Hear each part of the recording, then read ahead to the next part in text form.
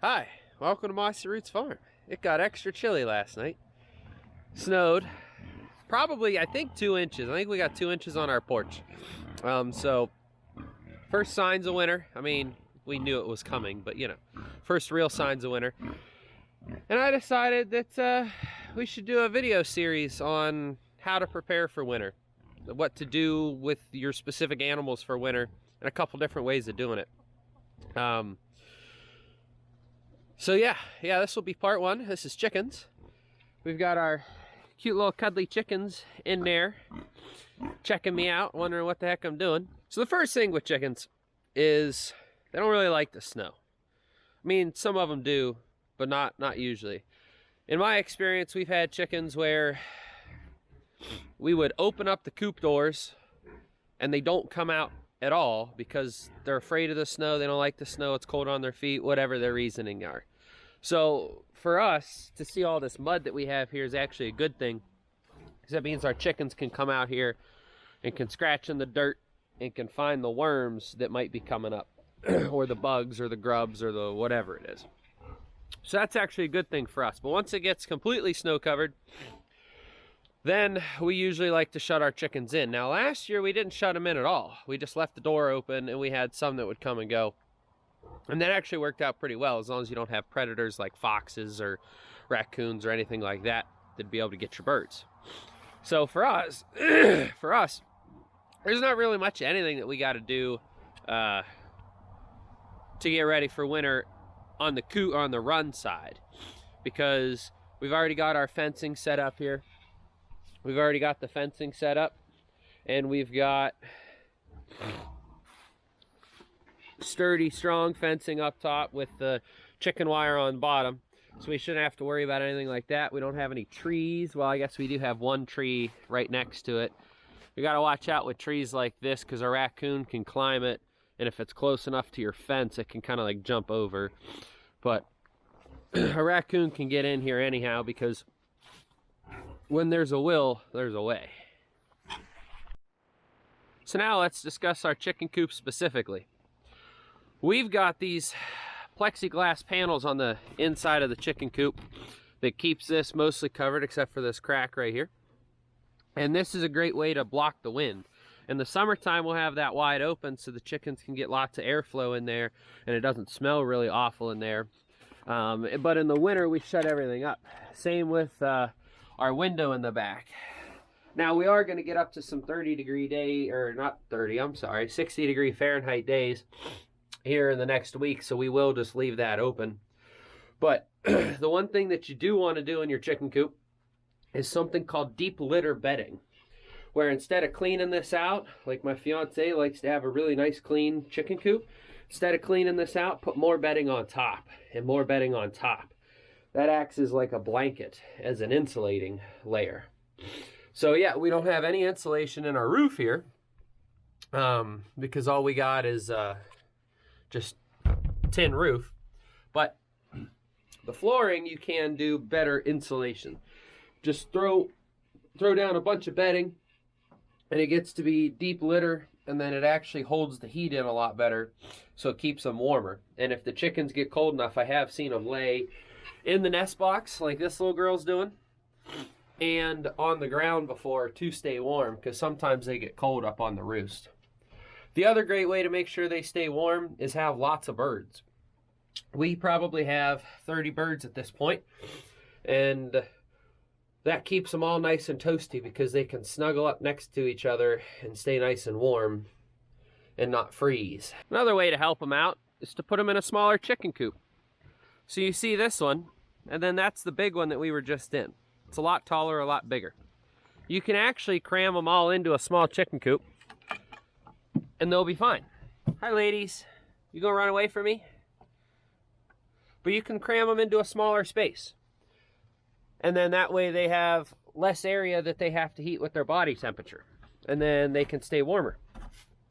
So we might do that this winter too if we start noticing it getting really cold. Oh, you gonna sass me? Yeah. If we start noticing it getting really cold and us needing to keep them warm. But again, we have a door here. Well, there we go. We have a door here that we've got closed up so that way hardly any air gets through. And that window over there does not have any way to open it, so it's already closed. So, and you see there, now she's actually nesting. And she's going to get sassy with me because I'm bothering her. But that's what we do. Now, there are a couple other things you can do, but I don't like those methods. A couple other things you could do is you could put a heat lamp in there. You know, the ones that you see at those restaurants, like a buffet style restaurant that's really warm, really hot. Well, they make them for chickens, and you can actually put them in their chicken coop, and it's safe. You know, I mean, it is electricity in a chicken coop, so there's always that danger factor. But I mean, we've used it forever, and it's safe. I don't like it because it produces heat, but it also produces light. So what light does for a chicken, especially in the winter months, and what heat does for a chicken in the winter months, is it keeps their egg production rolling. It keeps them producing eggs, which is good if you need eggs. But it's going to reduce the egg cycle in the chicken. So let's say for crazy numbers, the chicken's only going to lay 50 eggs in its life. Obviously, it's going to lay more than that, but 50 eggs in its life. Well, if you lay 25 in the summer and 25 in the winter, now you've used up all your eggs. Whereas if you only do 25 in the summer, then next year you'll be able to get the same number of eggs from the chicken because you'll get another 25 and it won't be producing as many. It's just their natural body cycle to produce less eggs in the wintertime is a self-preservation method to keep them alive longer. And it's less strain on their body. So if it gets to be real cold, they're not trying to push out a bunch of eggs. They'll use that energy elsewhere to keep them warm. So I don't like that. However, we have done some things with like a heating pad or a reptile heater kind of a style. And those I'm a fan of, except for they don't really heat the whole coop well. So now you've got a bunch of little things in there, or you're trying to run like a little tiny space heater from a house or something, or like you're doing this stuff, and I'm not a big fan of electricity in a chicken coop. It just makes me nervous. You know, why would you want to light your chicken coop on fire, essentially? Now, the last thing I want to discuss is chicken breeds. So I've heard lots of different things about lots of different breeds, some being hardier in the winter, some not being able to handle winters at all. Prime example is silkies. Now, yes, we have a lot of white chickens out there, but we do have 2 silky roosters, a purebred silky hen in this nesting box in this coop, and then a couple crossbreed silkies. We've not had a single issue with them surviving the winter. We have had times where they might fall in the water dish or get pushed in the water dish by other chickens and freeze to death. Or we've had times where they stay outside and get covered in snow and freeze to death.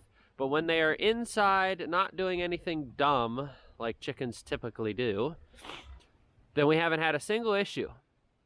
And I know silkies are the big ones for people to say they don't survive well in the winter. We're in northern Ohio. Northeastern Ohio, I should say. We're in the snow belt of Lake Erie.